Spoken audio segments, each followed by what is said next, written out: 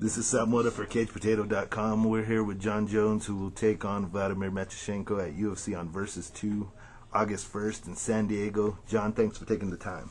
Thanks for having me, guys.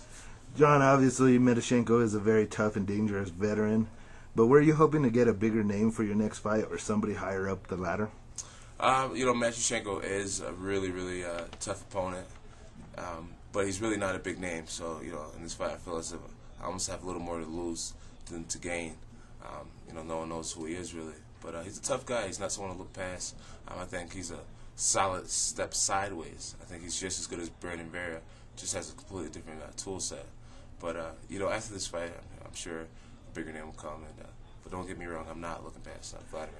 Now, if you do get past Matyushenko, you'll be very close to a title shot. Is there anybody in the light heavyweight division that you don't think you could beat right now? No, there isn't. I'm really confident in myself and big on faith. And I just believe that if I study for any opponent, I'm watching one guy, his interviews, his fights, his footwork, his timing. I think I'll figure out that opponent. It's like doing your homework. When you study, you know yourself, you know your opponent. There's really nothing to worry about. In your opinion, who's the best pound-for-pound fighter in the UFC right now? Best pound-for-pound UFC fighter, I would have to say, it's a mix between George St. Pierre and Anderson Silva. I really can't pick. They're both mastered what they're good at, and that's why they've been holding that belt for so long. Definitely. Your trainer, Greg Jackson, is held in a very high regard in the MMA community. What was the last piece of advice that he gave you? Well, the last piece of advice that the biggest thing that me and Greg are going over right now is just no limitations. Being able to do everything, and not really. He's trying not to really give me a style that like to stick to. Just really mixing it up and doing a little bit of everything. A little jiu-jitsu, a little wrestling, a little judo, a little boxing, a little kickboxing, a little taekwondo. So he's big on with me. It's just really flowing like water and doing anything. Now, MMA is very close to being legalized in your home state of New York.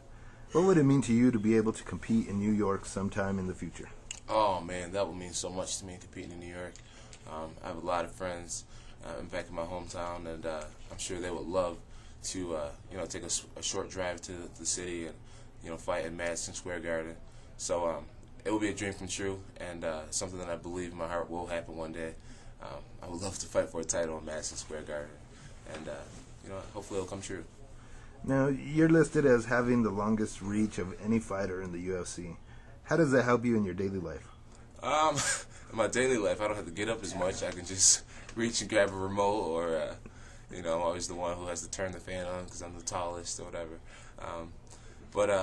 Right now in the gym, I'm just working on that reach. Having the longest arms in UFC history really doesn't help you out too much if you don't know how to use it. So right now, I'm just really becoming more aware of the gift that I've been blessed with, and you guys will see me starting to utilize these long arms more and more. Now, if you weren't a fighter, what would you be doing right now? Probably a little dancer somewhere, showing off this body. No, I'm teasing. I don't know what I'd be doing. Probably law enforcement. I wanted to be a police officer. I don't know why. I always thought they were cool, man, being that guy to spread some positivity, helping out people who are not as fortunate. So I'd probably be a police officer or something. Sounds good, Catching John. Bad guys. Sounds good, John. Thanks for taking the time. Hey, thanks for having me. This is Sal Mora for CagePotato.com.